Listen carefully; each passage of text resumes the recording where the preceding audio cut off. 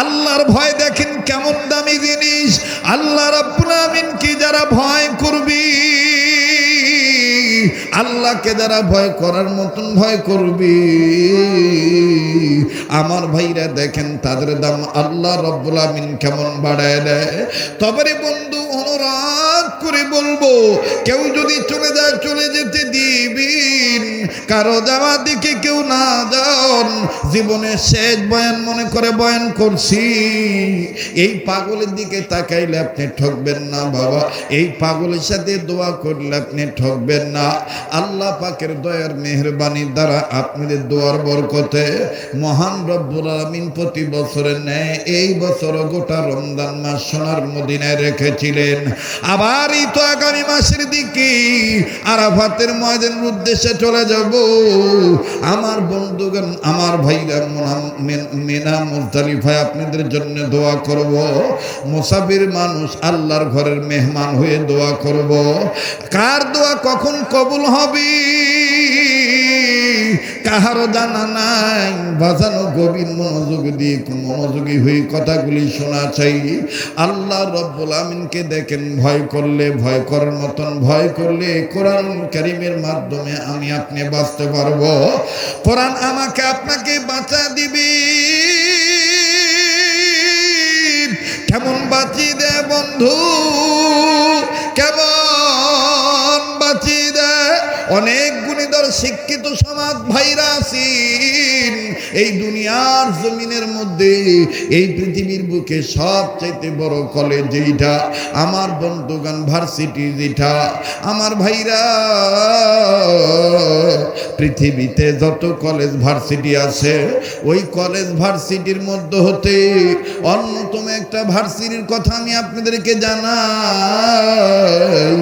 আমার বন্ধুগণ, যেই ভার্সিটিতে হিন্দু লেখাপড়া করে, বৌদ্ধ লেখাপড়া করে, খ্রিস্টীয় ধর্মের অনুসারী ছেলে মেয়ে ওনারাও লেখাপড়া করে, মুসলমানের ছেলে মেয়েরাও লেখাপড়া করে। আরে বাবাজি, ওই কলেজের কথাটা আমি বলছি। ইত্তাকুল্লাহ, আল্লাহর ভয় দেখেন কত বড় মহা সম্পদ।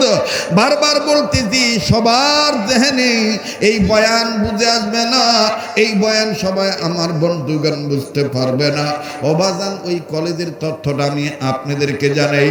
হিন্দু মেয়েরা যখন ঢোকে তখন কোনো সমস্যা হয় না, বৌদ্ধরা যখন ঢোকে তখন কোনো সমস্যা হয় না।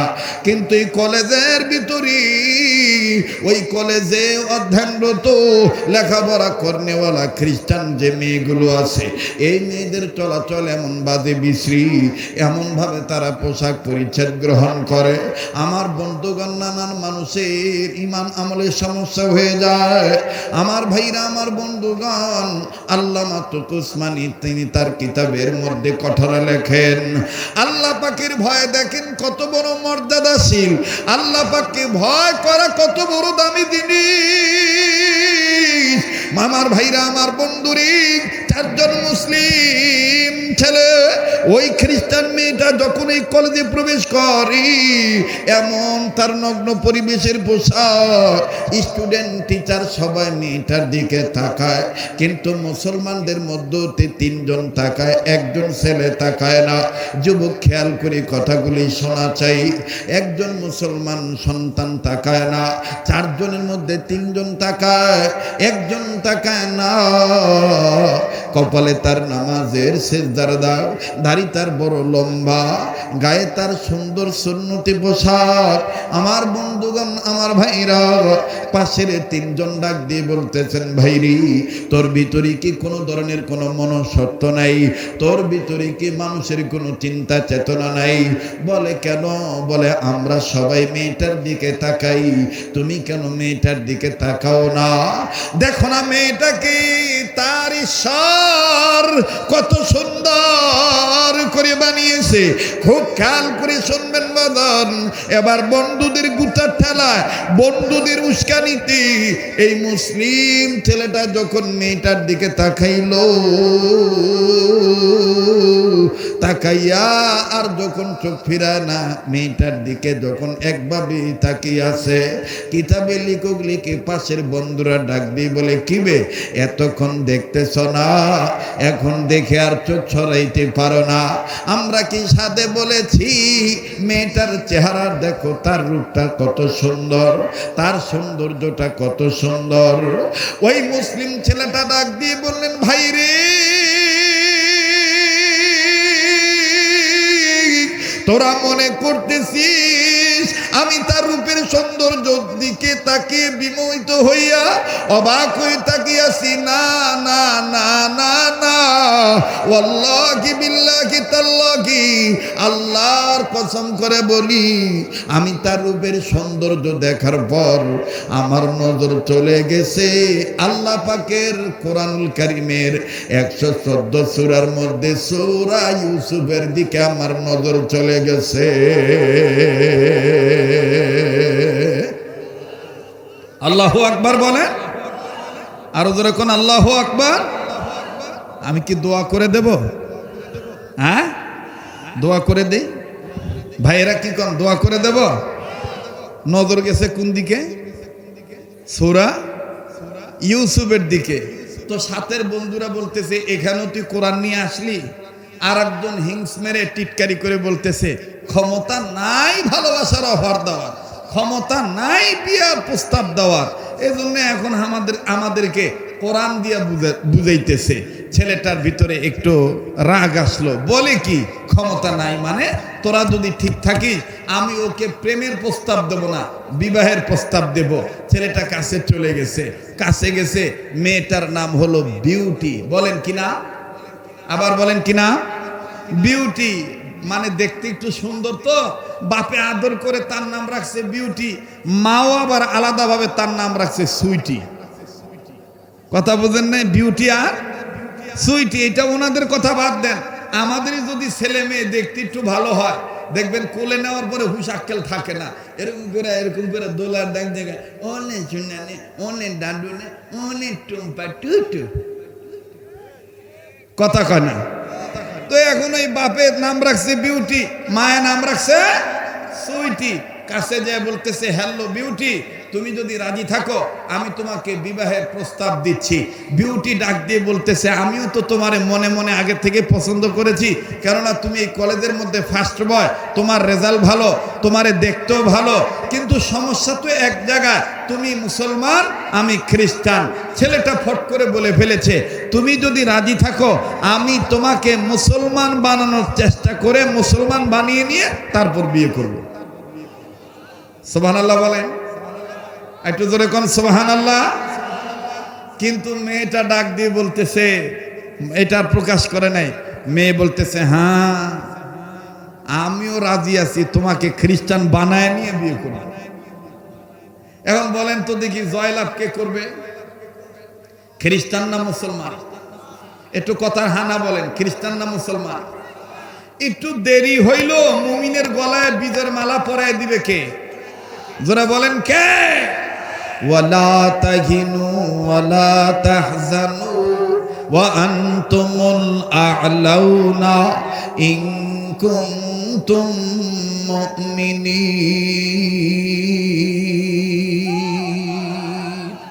আমরা যদি মুমিন হই আমাদের কোনো ভয় নাই, কোনো চিন্তা নাই।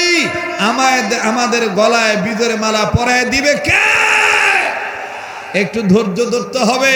ভারতের হুঙ্কার দেখে, ভারতের ছক দেখে ষড়যন্ত্রের কবলে পড়ে ইমান হারাইলে হবে না। আবার আমেরিকা আদর করলে তার আদর দেখে অতি আদরে উৎসাহিত হয়ে জ্ঞান হারায় ফেলাইলে হবে না। ধৈর্য ধারণ করতে হবে। The good news come slowly, ভালো কাজের রেজাল্ট আস্তে আস্তে আসে। একটু দেরি হইল, মুমিনের গলায় বীজের মালা পরায় দিবে কে? ওই আল্লাহ আছে না নাই? তো আল্লাহর পক্ষে একটু জোরে সোরে বলেন তো আল্লাহু আকবার। আবার বলেন তো আল্লাহু আকবার। মেয়েটা ডাক দিয়ে বলতেছে, টেনশন করিও না, আমি আমার বাবা মার সিদ্ধান্ত ছাড়া তোমাকে কিছু বলতে পারবো না। ছেলেটা বুকে হাত দিয়ে বলতেছেন, ইত্তাকুল্লাহ, আমি ইমানদার, আল্লাহকে ভয় করি। কাকে ভয় করে? আল্লাহকে ভয় করে। যাও বিউটি, তুমি তোমার বাপ মার রেজাল্ট জেনে আমাকে কালকে বলবা, আমি তোমার অপেক্ষায় থাকলাম। মেয়েটা চলে গেল বাড়িতে। মেয়েটা বাড়িতে যাইয়া বাবাকে বলার সাহস পায় না, মাকেও বলার সাহস পায় না। আমার বন্ধুগণ একটু খেয়াল করেন, একটু মনোযোগী হয়ে যান। রাত্র গভীর হয়ে যায়, মা নজর করে দেখে বিউটির ঘরের বাতি আগে থেকেই বন্ধ হয়ে যায়, কিন্তু আজকে এত রাত্র হইল মেয়েটা আমার ঘুমায় না কেন, বাতি বন্ধ করে না কেন? দেখি তো মেয়েটার শরীর খারাপ হলো নাকি, না কোনো সমস্যা হলো, একটু দেখি তো, খবর নিয়ে দেখি তো। বিউটির মা কাছে যায় বলে, কি গো মা, তুমি এখনো দেখি বাড়ির ঘরের বাতি বন্ধ করো নাই? মা, তুমি বিছানায় কেন শয়ন কক্ষে শুইতে যাও নাই? ও মা, শোয়ার বিছানায় কেন তুমি শুইতে যাও নাই? কোনো সমস্যা? বিউটি ডাক দিই, কেন গো মা, না আমার তেমন কোনো সমস্যা নাই। ও মা, আমি একটা চিন্তায় পড়ে গেছি। মা, তুমি পারবা আব্বাকে ম্যানেজ করতে? বিউটির মা ডাক দিয়ে বলতেছেন, কি হয়েছে, ঘটনা খুলে বলো। ডেকে ডেকে বলতেছেন, মা গো, আমাদের কলেজে সবচেয়ে ফার্স্ট বয় মুসলমান ধর্মের একটা ছেলে তোমাদের বিউটিকে দেখে পাগল হয়ে গেছে, বিবাহের প্রস্তাবে দিয়েছে।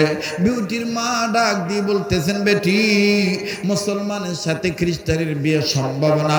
বিউটি, তুমি বলো, তুমি কি তাকে চয়েস করো? বিউটি ডাক দিয়ে বলতেছেন, মা, আমিও তো তাকে সামথিং চয়েস করি, আমিও তো ভিতরে ভিতরে তার ব্যাপারে অনেকটা উইক, অনেকটা দুর্বল হয়ে গেছি। বিউটির মা ডাক দিয়ে বলতেছে, আমার কি করতে হবে বলো? আরে বন্ধু, বিউটি ডাক দিয়ে বলতেছেন, মা গো, ছেলেটাকে আমি বলেছি, মুসলমান ধর্মের ছেলে, তোমার নাম আদনান, তুমি একটু ধৈর্য ধরো, আমি আমার বাবা মার সিদ্ধান্ত জেনে নিয়ে তোমাকে জানাবো। ও মা, আব্বার মতামত ছাড়া বলা যাবে না। মা গো, এই জন্য তোমায় বলতেছি, মা তুমি একটা ব্যবস্থা করো না।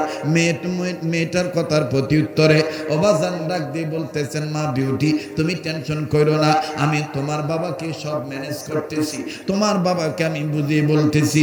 এবার বাবার কাছে গেছে, যে ডাক দিয়ে বলতেছি, কই গো, শুনেছ কি আমাদের মেয়ে বিউটি অ্যান্ড সুইটির পক্ষে এই কলেজের একজন মুসলমান ধর্মের ছেলে আমাদের বিউটিকে বিবাহের প্রস্তাব দিয়েছে, তবে তার ধর্মটা হলো মুসলমান, আমাদের বিউটিও তার প্রতি দুর্বল, এখন কি করা যায় বলো বলো। বিউটির বাবা ডাক দিয়ে বলতেছে, টেনশনের দরকার নেই, একমাত্র মেয়ে আমার, মেয়ের সুখের জন্য মুসলমান ছেলের কাছে বিয়ে দেব, তবে চেষ্টা করব তাকে খ্রিস্টান বানায় নেওয়ার জন্য। একটু খেয়াল করবেন বন্ধু। এবার বিউটির বাবা ডাক দিয়ে বলে, বিউটির মাকে ডাক দিয়ে বলেন, বিবি রে, এই বিষয়টা নিয়ে আমার বিউটি যেন টেনশন করে তার শরীর খারাপ না করে, আগামীকালকে বিউটিকে বলে দিও আমাদের বাড়িতে তার প্রেমিককে যেন আমাদের বাড়িতে নিয়ে আসে, আমরা তার সাথে পার্সোনাল আলাপ করব। ওই আলাপে যদি বন্দোবস্ত হয়ে যায়, যদি শর্তগুলো মেনে নেয়, আমি বিউটির বাবা বিউটিকে মুসলমান ছেলের হাতে তুলে দেব। আমার বন্ধুগণ, আমার ভাইরা, লম্বা কথা সংক্ষেপ করে দিলাম। দেখেন আল্লাহর ভয়, দেখেন কত বড় দামি জিনিস। অবাজান, ইমানদারের ইমান যদি, আল্লাহর ভয় যদি অন্তরে থাকে, আল্লাহ পাক তাকে দেখেন কেমন ভাবে হেফাজত করে। মাঝখান দিয়ে একটু ঝামেলা হলো, পরবর্তীতে আল্লাহ এটা সারায় নেয়। আরে বাবাজি, এবার বিউটির মা ডাক দিয়ে বলে, তোর বাবা বলে দিয়েছে আগামীকালকে আদনানকে আমাদের বাড়িতে আসতে বলেছি, আমি আর তোর বাবা দুইজন মিলে ছেলেটার সাথে কথা বলবো, পার্সোনাল আলাপ আছে, শর্ত সরাইয়া দেব, যদি শর্তগুলো মেনে নেয় তাইলে আদনানের হাতে তোকে তুলে দেব। মেয়েটা বলে, ঠিক আছে মা, আদনানকে আমি বলবো, তোমার সাথে আমাদের বাবা কথা বলতে চায়। এবার পরের দিন মুসলমান ভাইরা আমার, বিউটিকে যখন আদনান ডাক দিয়ে বলতেছে, কি গো বিউটি, তোমার খবর কি, তোমার বাপ মার খবর কি? বিউটি ডাক দিয়ে বলতেছেন, আব্বা আর আম্মা মোটামুটি রাজি হয়ে গেছে, তোমাকে আমাদের বাড়িতে যেতে বলেছে, তোমার সাথে আমাদের বাবা মা কি যেন আলাপ করবে, শর্ত দিবে, এই শর্তগুলো মেনে নিয়ে তোমার হাতে আমাকে তুলে দিবে। আদনান বলতেছে, তুমি যদি রাজি থাকো এখনো আমি যাব এবার আদনান চলে গেছে, লম্বা কথা সংক্ষেপ করে দিলাম। যুবক ভাইরা খুব খেয়াল করে কথাগুলি শোনা চাই। হাজার হাজার মানুষ ছিল আমার ভাইরে, সবার দামাগে আলোচনা ডুববে না। এখন যতগুলি মানুষ আছেন, একটা মানুষের অন্তরে যদি আল্লাহর ভয় ঢুকে যায় আর ওই আল্লাহর বান্দা যদি আল্লাহওয়ালা হয়ে যায়, আজকের এই মাহফিলটা দারুল হামিউস সুন্নাত মাদ্রাসার মাহফিলটা সার্থক হয়ে যাবে। মুসলমান ভাইরা আমার, বন্ধুগণ, প্রেক্ষাপট নিয়ে স্নেহের মাওলানা রফিকুল ইসলাম মাদানী নেত্রকোনা থেকে এসে আপনাদেরকে সমসাময়িক আলোচনা শোনা গেল। আমি আপনাদেরকে শুধু শোনাইতে চাই, জানাইতে চাই, প্রতিটি পাড়ায় পাড়ায়, প্রতিটি মহল্লায় মহল্লায়, প্রতিটি এলাকায় এলাকায় যদি এরকম একটা মাদ্রাসা বানান, মাদ্রাসা হলো মুসলমানদের পক্ষ হইতে ইসলামিক ক্যান্টনমেন্ট। মাদ্রাসা যে এলাকায় থাকবে ওই এলাকায় নাস্তিক, মুরতাদ, কাদিয়ানি, রাম, বাম, চ্যাটার্জি, মুখার্জি, গঙ্গোপাধ্যায়, চট্টোপাধ্যায়, হরিদাস পাল, তসলিমা নাসরিন, দাউদ হায়দার, কবির চৌধুরী, আমার বন্ধুগণ, কোন ব্যক্তি, কোন নেতা, কোন দল ওই এলাকায় কোরআন বিরোধী কোন আইন চালু করতে পারবে না। কথা বলেন ঠিক কিনা? যদি প্রত্যেকটা মাদ্রাসায়, প্রত্যেকটা এলাকায় এক একটা করে মাদ্রাসা থাকে, বিউটি এবার ডাক দিয়ে বলতেছেন, কষ্ট হইতেছে আপনাদের? হ্যাঁ, আর 10-15 মিনিট ওই যে পিছনে যে বাবার আছেন ওটা হাত তুলে দেখান তো। আর 10 মিনিট সমস্যা হবে বাবা? তাহলে দেখি তো ঘুমাসিন না জাগনা আছেন, একটু পিছন থেকে নারায়ে তাকবীর মোটামুটি আছে। এবার পিছনে বাইরে চুপ থাকেন তো, সামনের বাইরে বলেন তো নারায়ে তাকবীর। আমার বন্ধুগণ, আমার ভাইরা, বিউটি ছেলেটাকে বলছে, ছেলে তার এই রূপের সৌন্দর্যের পাগল হইয়া চলে গেছে বাড়িতে। বাড়িতে যখন চলে গেছে, খ্রিস্টীয় ফ্যামিলিতে চলে গেছে, বিউটির মা আর বাবা আদনানকে পেয়ে ভিতরে ঢুকেই আমার বন্ধুগণ ঘরের ভিতর থেকে দরজা আটকায় দিছে। আর বিউটিকে বলতেছে, তুমি ওয়েটিং রুমে ওয়েট করো, তুমি ধৈর্য ধরো, তোমার বাবা আর আমি তোমার মা এই ছেলেটার সাথে পার্সোনাল আলাপ করব। সামনে বহুত খাবার টাবার দিছে, অনেক কিছু দিছে। এবার বিউটির মা, বিউটির বাবা বিউটির মাকে বলতেছে, যদি ছেলেকে প্রথম প্রশ্ন আমি করি, ছেলে যদি আমার মতে উত্তর দিয়ে ফেলে, তুমি আর নতুন করে কোনো কথা জিজ্ঞাসা করবা না। ওই প্রথম কথাতেই বোঝা হয়ে যাবে তাকে খ্রিস্টান বানাইতে পারবো কি না। ভাইরা, মানবিক করিডোর, আরাকান রাজ্যের বিভিন্ন বিষয় কিছু এতদিন জ্বালাইছে এক গ্রুপ, এখন আবার নতুন নতুন করে আর এক গ্রুপ জ্বালানোর নানান ধরনের সফটওয়্যার করতেছে। আমার বন্ধুগণ, আমরা যেন আমাদের ইতিহাস না ভুলে যাই, আমরা যেন পিছন ভুলে না যাই। আমাদের পূর্বপুরুষ তো সাহাবায়ে কেরাম, আমাদের পূর্বপুরুষ তাবে তাবেঈনগণ, আমাদের পূর্বপুরুষ আউলিয়া কেরামগণ, আমাদের ভাত আমানত, আমরা তো আমাদের নেতা তো বিশ্ব নেতা জনাবে মুহাম্মদুর রাসূলুল্লাহ সাল্লাল্লাহু আলাইহি সাল্লাম। আমাদের সংবিধানের নাম তো আল কোরআন, আমার ধর্মের নাম তো ইসলাম, আমার রবের নাম তো আল্লাহ। কথা বলেন ঠিক কিনা? আমি শিখব, আমি জানবো, আমি বুঝবো, আমাকে সবকিছু, আমাকে সাহায্য করার একমাত্র মালিক কে? বলেন না ভাইয়া, কে? আল্লাহ। তো এইবার ছেলেটাকে সুন্দর করে কাছে নিয়ে বিউটির বাবা ডাক দিয়ে বলতেছে, তুমি কি আমার বিউটিকে আসলেই ভালোবাসো? ছেলে ঝোঁকে তালে বলে ফেলছে, আপনার বিউটিকে ছাড়া আমি বাঁচবই না, আপনার বিউটিকে ছাড়া আমি। এবার বিউটির বাবা ডাক দিয়ে বলতেছে, বলেছিলাম না আমার পরীক্ষা এসে পাস, আর কিছু জিজ্ঞাসা করা লাগবে না, এখন আমি যা কমো তাই হবে, এখন আমি যা কমো তাই হবে। ছেলেটাকে বিউটির বাবা ডাক দিয়ে বলতেছেন, তুমি যদি বিউটিকে পেতে চাও তাইলে আমার শর্ত আছে কয়েকটা। বলে কি কি শর্ত? বলে নাম্বার 1, তোমাকে ঈমান ত্যাগ করতে হবে, তুমি আর মুসলমান থাকতে পারবা না, এখনই তুমি খ্রিস্টান হয়ে যাইবা। আর এই যে খ্রিস্টান হয়েছ, এটা প্রমাণ স্বরূপ তোমার হাতে বাইবেল দেব, এই বাইবেল নিয়ে তুমি শপথ করবা। খ্রিস্টান যে তুমি হয়েছ মুখে বললেই হবে না, তোমার সামনে গোস্ত ভুনা করে রেখেছি, এই গোস্ত শুকরের গোস্ত, শুকরের গোস্ত, এই শুকরের গোস্ত তোমার ভক্ষণ করা লাগবে, এই শুকরের গোস্ত তোমার খাওয়া লাগবে। শুধু তাই নয়, আর একটা শর্ত হলো, এই যে তোমার সামনে যে পানীয় দেখতেছো, এগুলো অন্যান্য পানি নয়, এগুলো ভিন্ন ধরনের পানি, এগুলো মদ। এই মদ তোমাকে পান করতে হবে, মদ দিয়ে তোমাকে গোসল করতে হবে। তে আর একটা শর্ত হলো, তোমার মুখে লম্বা দাড়ি থাকা যাবে না। আমাদের বিউটিকে যদি তুমি পেতে চাও, এই লম্বা দাড়ি তোমার কেটে ফেলতে হবে। ডাক দিয়ে বলে, আঙ্কেল আর কি শর্ত? বলে, আর একটা শর্ত হলো, তুমি যদি আমাদের বিউটিকে পেতে চাও, তোমার হাতে বিউটিকে দিতে পারিস। আর একটা শর্ত হলো, তুমি আর এই দেশে থাকতে পারবা না। বিউটিকে বিবাহ করার পরে কয়েকদিনের মধ্যে তোমার পাসপোর্ট আমরা বানিয়ে দেবো, তোমার হাতের মোবাইল চেঞ্জ করে দেবো, তোমার সিম কার্ডটা আমরা ভেঙে ফেলবো, নতুন করে তোমাকে মোবাইল দেবো। তুমি আমার বিউটিকে নিয়ে অরিজিনাল খ্রিস্টান রাজ্যে চলে যাইবা। ওই খ্রিস্টীয় মিশনারিতে তুমি চাকরি করবা, যেখানে আমার ধর্মের লোকেরা, তোমার ধর্মের লোকেরা তোমাকেও ডিস্টার্ব করবে না, আমার মেয়েকে ডিস্টার্ব করবে না। ছেলেটা আমার বন্ধুগণ, আমার ভাইরা সামনে প্রলোভনে পড়িয়া দিন ইসলামের কথা ভুলিয়ে যাইয়া ডাক দিয়ে বলতেছেন, আঙ্কেল সব আমি মেনে নিলাম, আমি এরপরও বিউটিকে চাই। জোরে কন্যা নাউজুবিল্লাহ। আবার ভাইরা আমার লম্বা কথা, আরে বন্ধু, আদনান খ্রিস্টান হয়ে গেল, বিউটির সাথে আদনানের বিবাহ হয়ে গেল। বিবাহ যখন সম্পন্ন হয়ে গেল, আমার বন্ধুগণ, আমার ভাইরা সব শর্ত মেনে নিয়েছে। লাস্ট শর্তটা বাকি আছে, বিদেশে নিয়ে যেতে হবে।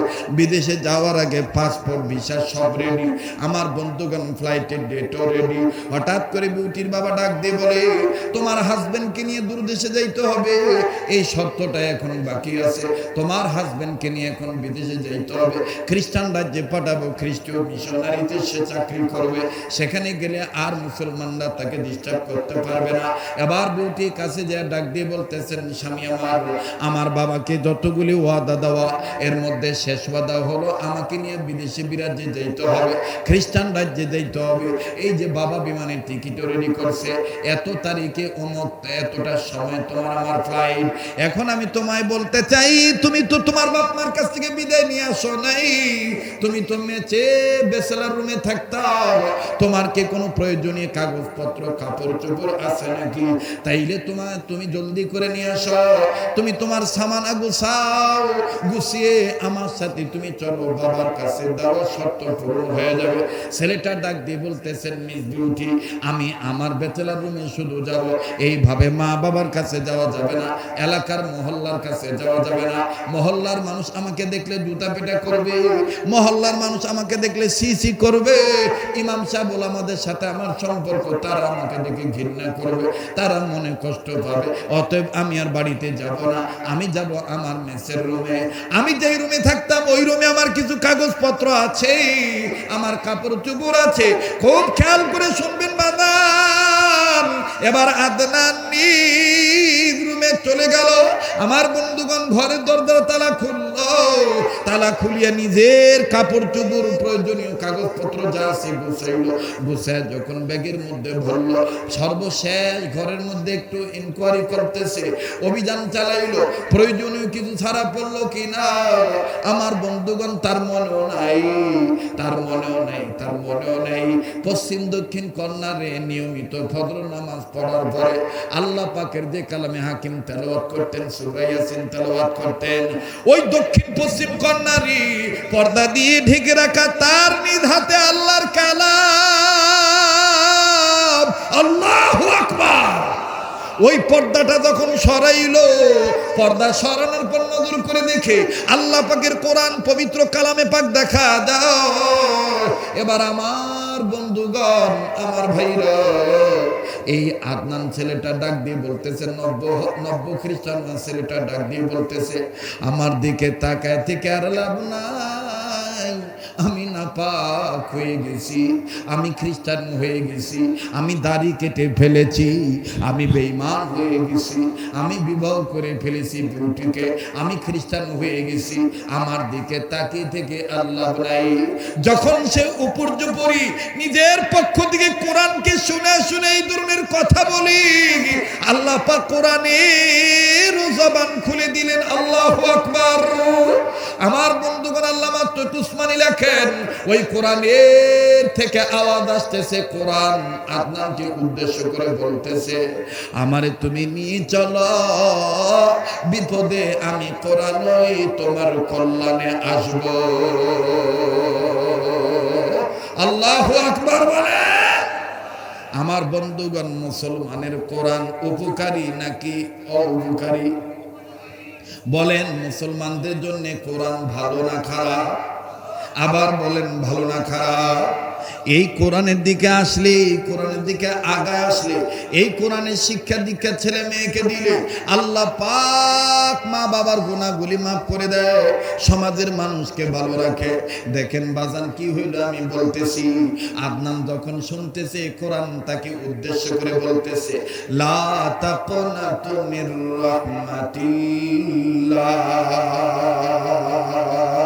আল্লাহু আকবার বলে। আল্লাহর রহমত থেকে নিরাশ হইও না। গুনাহ করেছো তাতে কি হয়েছে? ওই আল্লাহ গফুর ও গফফার, তুমি হইল গুনাহগার। আল্লাহ ইচ্ছা করলে হাজারো গুনাহ থেকে তোমাকে ধুইয়া মুইছা সাফ কইরা পরিষ্কার কইরা গাফফার হয়ে তোমাকে maaf করে দিতে পারে। কথা বলেন ঠিক কি না? সেই আল্লাহ আছে না নাই? যখন কোরআন তার সাথে কথোপকথন বলতেছে, কোরআন কথা কয়, এই আমার বন্ধুগণ আদনান নব্য খ্রিস্টান হওয়া ছেলেটা কোরআন শরীফ আস্তে করে বলতেছে, এখন তো আমি পড়তেও পারবো না, আমি কোরআন তো নাড়তেও পারবো না, তো আমি এটাকে লুকায়া নিয়ে নিই ব্যাগের ভিতরে। বিউটি তো আর জানবে না, ব্যাগের ভিতর নিয়ে নিছে। আর 5-7 মিনিট 8 মিনিট সর্বোচ্চ 10 মিনিটের মধ্যে আমি কথাটা ফিনিশিং দিয়ে আপনাদের কিনে দোয়া করে বিদায় হয়ে চলে যাব। প্লিজ একটু ধৈর্য ধরেন, একটু গভীর মনোযোগ হয়ে যান। এই আদনান ব্যাগের ভিতর কোরআন শরীফ নিছে, বিউটি জানে না, খ্রিস্টান রাজ্যে চলে গেল, খ্রিস্টান রাজ্যে যে চাকরি শুরু করে দিল, কিন্তু কোরআন রাখবে কোথায়? আদনান বিউটিকে না জানিয়ে রুমের মধ্যে যেখানে ড্রেস আপ করে, যেখানে ড্রেস চেঞ্জ করে, যেখানে আয়না দেখে, এই লুকিং গ্লাসের সাইডে ছোট্ট একটু জায়গা করে এই জায়গার ভিতরে কোরআন শরীফটা লুকায় রাখলো। আর মনে মনে সে সিদ্ধান্ত নিল, সে নিজে নিজেই বলতেছে, বিউটি মনে করবে যে আমি কোরআন শরীফ দেখতেছি না, আমি নিজের চুল দেখতেছি, আমি মাথার চুল আশ্রাইতেছি, জামার বোতাম লাগাইতেছি, এই ফাঁকে আমি কোরআন শরীফ দেখে নেব। সুবহানাল্লাহ কন, একটু জোরে কন সুবহানাল্লাহ। অনেক সময় নজরের বরকতে হেদায়েত আল্লাহ দিয়ে দিতে পারে। কথা বলেন ঠিক কিনা? আমার বন্ধুগণ, আমার ভাইরা, এই মাঠে আমি বয়ান করেছিলাম, আল্লাহর দেওয়া চোখ দিয়া কোনো মানুষ যদি মোহাব্বত নিয়া কয়েকটা জিনিসের দিকে তাকায়, আল্লাহ পাক তাকে মাফ করে দেয়, আল্লাহ তার আমল নামে অসংখ্য নেকি দান করে দেয়। নাম্বার 1 কাবাঘর বাইতুল্লাহ, নাম্বার 2 কোরআনুল কারীম কালামুল্লাহ, নাম্বার 3 হক্কানি রব্বানি উলামায়ে কেরাম ওলি আল্লাহ, নাম্বার 4 আপন মা আর বাবার চেহারার দিকে যদি সন্তানরা মোহাব্বত নজরে তাকায়, আল্লাহ অসংখ্য নেকি দান করে দেয়। সুবহানাল্লাহ বলেন। এই আদনান প্রতিদিন অফিসে যাওয়ার সময় যখন জামা গায়ে দেয়, টাই পরে, এই ড্রেস পড়তে যাইয়া আমার ভাইরা বিউটিকে না বুঝতে দিতে পেরে, বিউটিকে বুইটু যেন ঝামেলা না করে, বুঝতে যেন না পারে, এই জন্য সে পোশাক পরতে দেয়, কোরআনের দিকে বারবার তাকায়। আবার অফিস থেকে এসে যখন জামা খোলে, তখনও আবার এইরকম করে বোতাম খুলে আর কোরআন দেখে। বিউটি বোঝে না, যাইতে যাইতে যাইতে যাইতে 6 মাস 7 মাস 8 মাস 1 বছর 1.5 বছর চলে গেছে।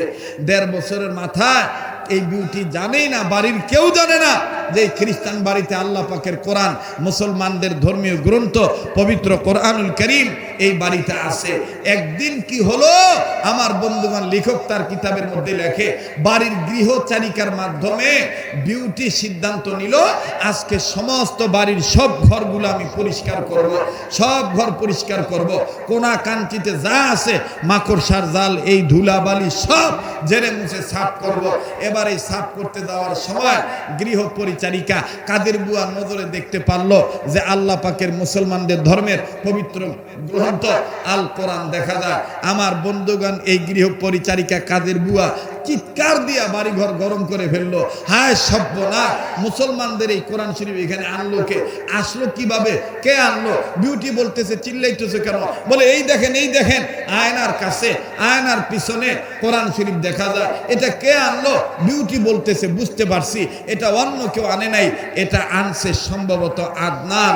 ও কালেমা ছাড়ছে, ও ইসলাম ছাড়ছে, কিন্তু কোরআনের মহব্বত ছাড়তে পারে নাই। আমি আর কাউকে বলবো না, আমি এটা কাউকে বলারও দরকার নাই, এটা আমি আমার মা আর বাবাকে বলি। আমার ভাইরা বিউটির সাথে সাথে বাপ মাকে ফোন করলো। আমাদের দেশেও দেখবেন কিছু মহিলা আছে এরকম, খায় স্বামীর ভাত, অথচ দেখবেন সামান্য পানের থেকে চুন। সাপাহারের ভাইরা, মহাদেবপুরের বাবারা, পত্নীতলার বাবারা, নওগাঁ জেলা মান্দা থানার বাপ ভাইরা, আমি আপনাদের কাছে বলতে চাই, হাজারো মনকে মন, লিটারকে লিটার মদ পান করেছেন। কিতাবের মধ্যে এরকমও পাওয়া যায়, আল্লাহ পাকের কোরআনকে মহব্বত করার কারণে, কোরআনকে সম্মান করার কারণে এত মদ খাইতো, নাম তার বিশরে হাফি। বিশরে হাফি রহমতুল্লাহি আলাইহি মদ খাওয়ার জন্য যাচ্ছিলেন।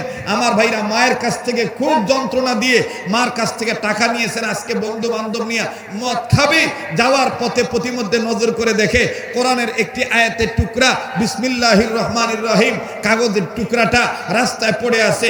বিশরে হাফি আর ওই দিন মদ খাইতে গেলেন না, ওই টাকা দিয়ে আতর কিনলেন, কাপড় কিনলেন, বিসমিল্লাহির রহমানির রহিম লিখিত আয়াতের টুকরাটাকে হেফাজত করলেন, ইজ্জত করলেন। আল্লাহ পাক দেখেন মদখোরকে কেমন ইজ্জতওয়ালা বানায় দিলেন।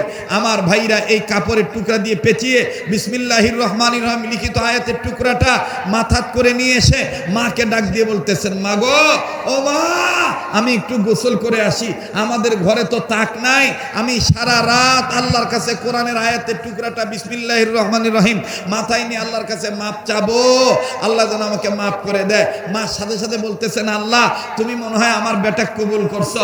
মাও দোয়া করতেছেন। দেখেন দোয়া এমন ভাবে কবুল হলো, সকালবেলা জগৎ বিখ্যাত হাদিস বিশারদ হযরতুল আল্লাম শেখুল হাদিস আল্লামা ইমাম আহমদ ইবনে হাম্বল রহমতুল্লাহি আলাইহি বিশাল আলেমের একটা জামাত নিয়ে বিশরে হাফির বাড়ি বরাবর আসতেছেন। এলাকার লোকেরা বলতেছে, হুজুর খায়া কাজ পান নাই, এই মাতালের বাড়ির দিকে আপনাদের কি? তখন ইমাম আহমদ ইবনে হাম্বল বলেছিলেন, আপনাদের নজরে এই লোকটা মাতাল, কিন্তু এই লোকটা গত রাত্রে এমন একটা কাজ করেছে, আল্লাহ পাক তাকে কোরআনের বরকতে মাফ করে দিয়া ওলিদের সর্দার বানায় দিছে।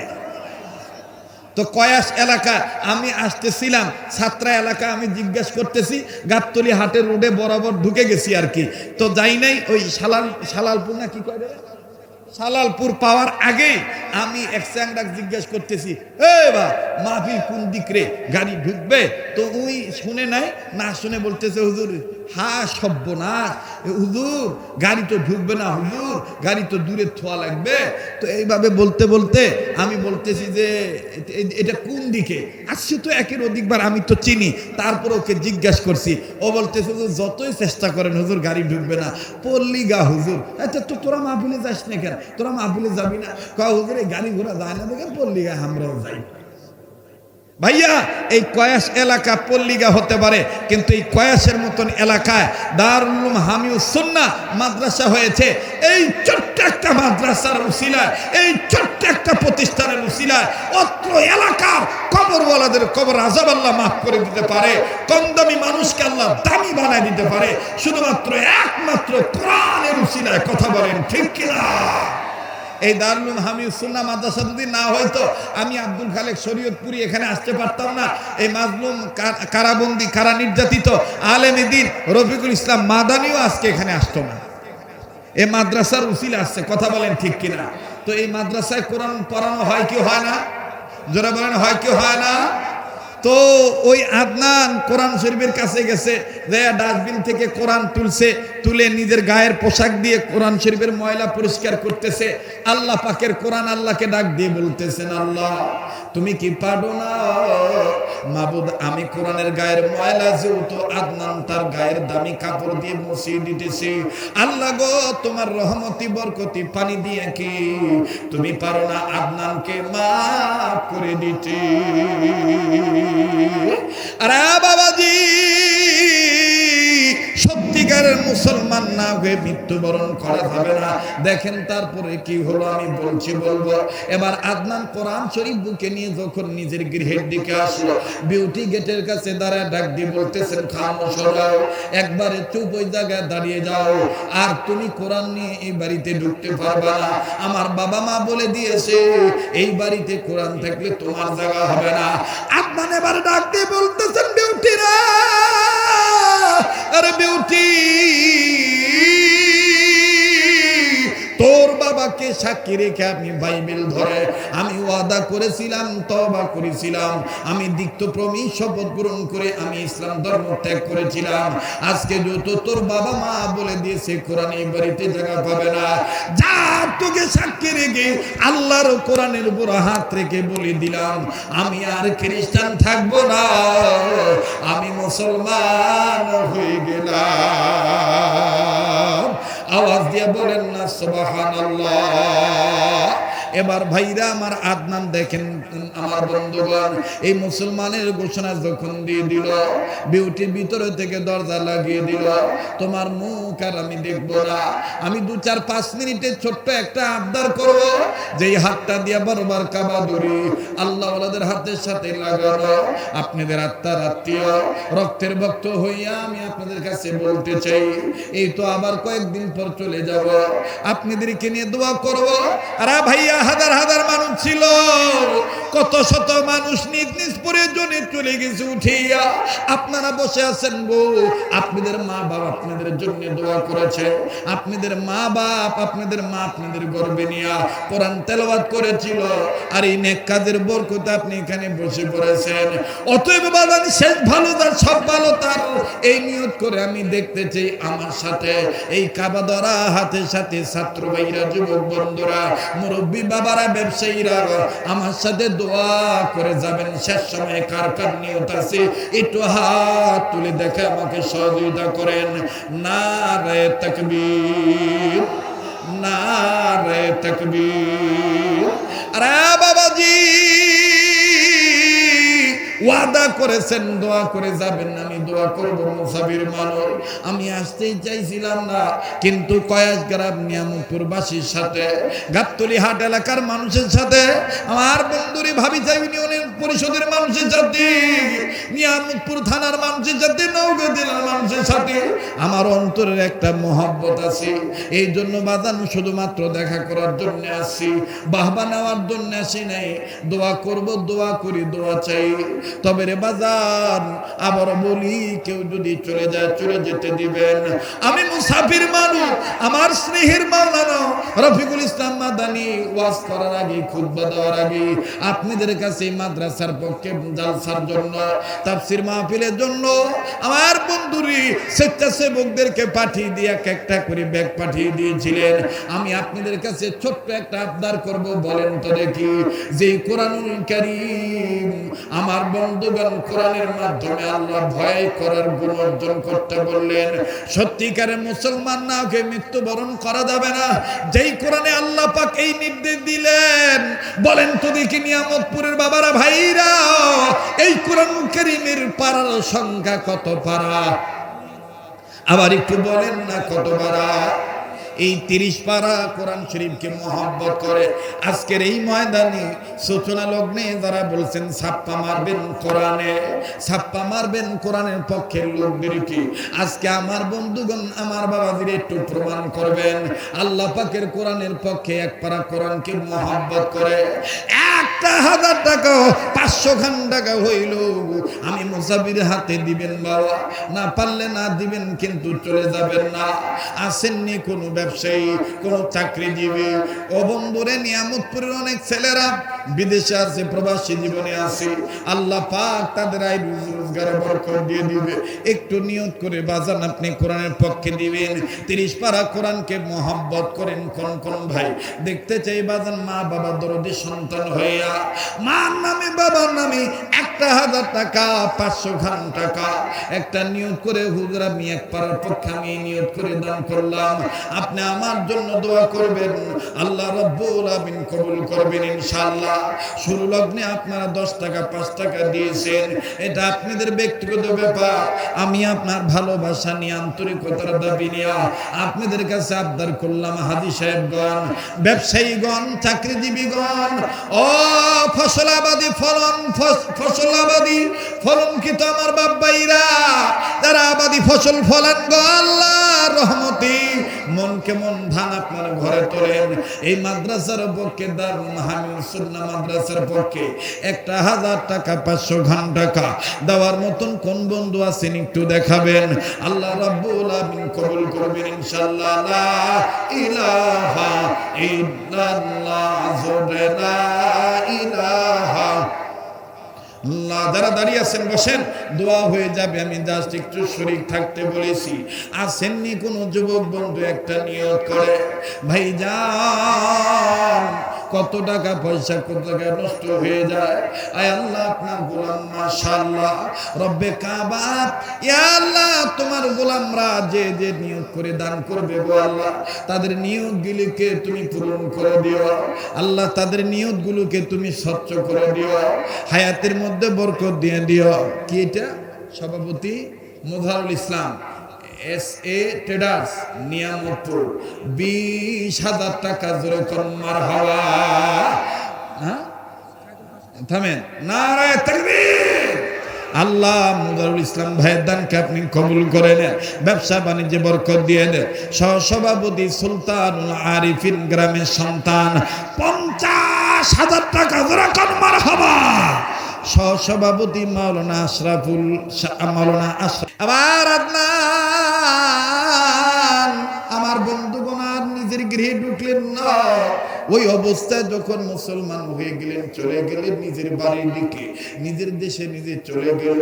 নিজের দেশে আসার পরে আমার বন্ধুগণ যে এলাকায় যে মসজিদের নামাজ আদায় করতে, ওই মসজিদে আসলেন, ইমাম সাহেব তাকে বলেন নাই, ইমাম সাহেব প্রত্যেক নামাজের আগে আগে সবার কাছে দোয়া চায়, আমার ওই মুসল্লির জন্য দোয়া করিয়েন, না জানি কোন হালতে আছে। আবার বন্ধুরে লম্বা কথা সংক্ষেপ করে দিলাম, ইমাম সাহেব হুজুরকে ডাক দিয়ে বলতেছেন, হযরত জি আমি আপনার সে আদনান। ডাক দিয়ে বলতেছেন, তুমি সে আদনান হলে তোমার মুখের দাড়ি কই? বলে হুজুর মাঝখানে আমার শয়তানের ধোঁকায় পড়ে এই ঘটনা ঘটে গেছে, আল্লাহ পাক আমাকে কোরআনের বরকতে হেফাজত করেছে। আর হ্যাঁ ভাই, এবার এই ছেলে আদনান ডাক দিয়ে বলতেছেন, হযরত জি আমি আল্লাহকে ভয় করার মতন ভয় করতে চাই, আমি তওবা করতেছি। বাজান এমন একটা ভাব এখন আবার চলে আসছে আপনাদের ইমেজ দেখে, আপনাদের কিউরিসিটি টেন্ডেন্সি দেখে, এনার্জি দেখে মনে হইতেছে শরীয়তপুরী সাহেব আবার নতুন করে ওয়াজ শুরু করলো। কথা বলেন ঠিক না বেঠিক? কিন্তু না বন্ধু, না, বেঁচে থাকলে আবার দেখা হবে ইনশাআল্লাহ। এবার আদনান হযরতজির হাতে হাত থেকে তওবা করে আমার বন্ধু নতুন করে যখন ফেরাবার কালেমা পড়লেন, এই আদনান ইন্তেকাল করলেন 3 মাস পরে। আমার বন্ধুগণ কাফন দাফন যখন সম্পূর্ণ হবে, লাশটা নিয়ে যখন কবরে নামাবে, এলাকার মুসল্লিরা কবরের দিকে নজর করে দেখে, কবরের চতুর্দিকে ফুল বাগানে ভরপুর, আর কবরের চৌক পুরাটা কবর, সম্পূর্ণ কবর কোরআনের পাতা দিয়ে ভরপুর। আবার ভাইরা আমার, আল্লাহর ওলি আল্লামা তাকি উসমানী ডাক দিয়ে বলেন, এই যুবক সর্বশেষ আল্লাহকে ভয় করেছে, কোরআনকে মেনে নিয়েছে, সত্যিকারের মুসলমান না হয়ে মরে নাই। আমার আল্লাহ কোরআনকে তার কবরের সাথে বানায় দিয়েছে। আল্লাহ পাক তার কবরটা জান্নাত বানায় দিয়েছে।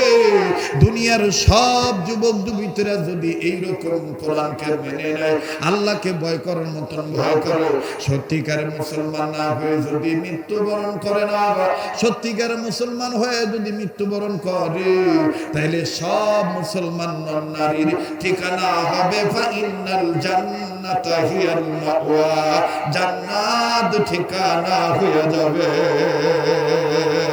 আওয়াজ দিয়া বলেন না সুবহানাল্লাহ। কাজী বাদান আল্লাহ নয়, আল্লাহ পাক যদি বাঁচায় রাখে আবার দেখা হবে ইনশাআল্লাহ। আমি আপনাদের আচরণে বড় প্লিজড হয়ে গেলাম, খুব ভালো লাগলো আপনাদের আচরণ। দোয়া করতেছি আল্লাহ যেন সমস্ত যুবকদেরকে আল্লাহ যেন যুগের উত্তরসূরি আল্লাহওয়ালা বানায় দেয়, ইসলামের ঝান্ডা হাতে তুলে নেওয়ার উত্তরসূরি বানায় দেয়। জোরে বলেন আমিন, আবার বলেন আমিন। এক্ষণে দোয়া হয়ে যাবে, তবে দোয়ার আগে আমি আপনাদের এই নিয়ামতপুরবাসী কয়াসবাসীদেরকে একটা আমলের কথা বলতে চাই আল্লাহওয়ালাদের পক্ষ থেকে। আমাদের সব মানুষের চাওয়া পাওয়া তিনটা, ভাইয়ারা বলো কয়টা? জোরে বলো কয়টা? তিনটা। নাম্বার 1, আমরা জীবনভর সুস্থ থাকতে চাই। নাম্বার 2, টাকা কম থাক বেশি থাকুক, আমরা মরার আগ পর্যন্ত কারো কাছে হাত পাততে চাই না, অভাবের কারণে। কথা কোন ঠিক কিনা? নাম্বার 3, মরণের সময় কালেমা পড়তে পড়তে ইমানের সহিত মৃত্যুবরণ করতে চাই। কথা বলেন ঠিক কিনা? এই তিনটা সম্পদ কারা কারা চাই? শেষ রাত্রে আল্লাহকে একটু দেখান তো দেখি, কারা কারা এই 3 সম্পদ চাই? নারে তাকবীর। এবার হাত নামান, আমার সাথে একটু শেষ রাত্রে আল্লাহওয়ালাদের এই মজমা মনে করে আমার সাথে একটু ডাক দিয়ে বলেন তো, ইয়া আল্লাহ। ভাইয়া ডাক দাও, মা বোনরা আপনারাও গুনগুন করে ডাক দিবেন, ইয়া আল্লাহ। রোগ মুক্ত জীবন, অভাব মুক্ত জীবন, ঈমান যুক্ত মরণ আমাদের নসিব করে। জোরে বলেন আমিন। এই 3টা সম্পদ আপনি পাবেন যদি সুন্নতওয়ালা উম্মত হন।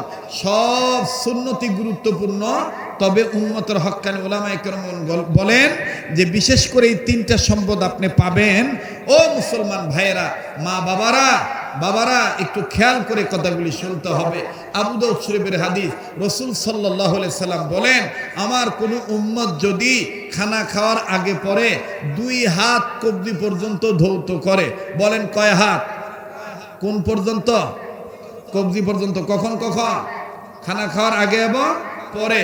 আল্লাহ রাসূল সাল্লাল্লাহু আলাইহি সাল্লাম বলেছেন, আমার ওই উম্মতদেরকে মরণ ব্যাধি, জটিল কঠিন ক্যান্সার, মহামারী, ভাইরাস, তাদেরকে দুরারোগ্য কোনো বেদি স্পর্শ করতে পারবে না। সুবহানাল্লাহ।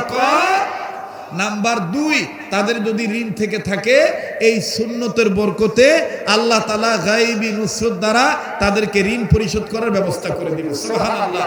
নাম্বার 3, সুন্নতওয়ালা উম্মত হওয়ার বরকতে মরণের সময় কালেমা পড়তে পড়তে ঈমানের সহিত মৃত্যুবরণ করবে। সুবহানাল্লাহ। তো ভাইয়া, আজকের এই কয়াসের মাহফিল থেকে, এই তাফসীর মাহফিল থেকে যাওয়ার সময় বিদায় লগ্নে আমি জানতে চাই, এই সুন্নত পালন করা কি অনেক কঠিন হয়ে যাবে? যারা বলেন কঠিন হয়ে যাবে। এই সুন্নতটাকে আমরা সবাই পালন করতে পারবো না ইনশাআল্লাহ?